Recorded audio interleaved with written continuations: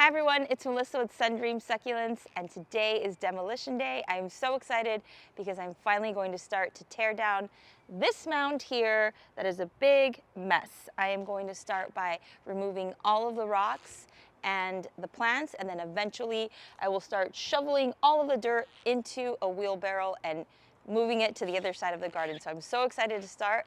So let's get started.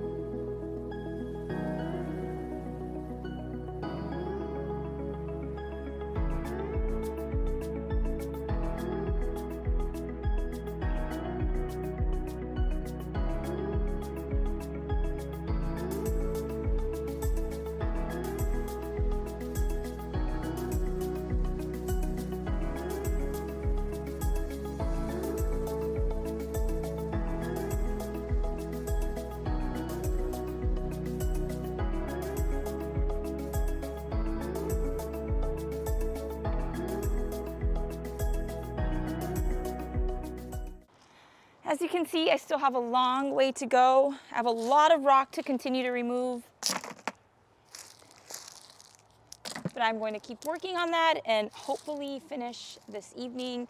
If not, I will come out here tomorrow evening and finish removing all of the rock so that I could start moving the soil to the other corner of the house.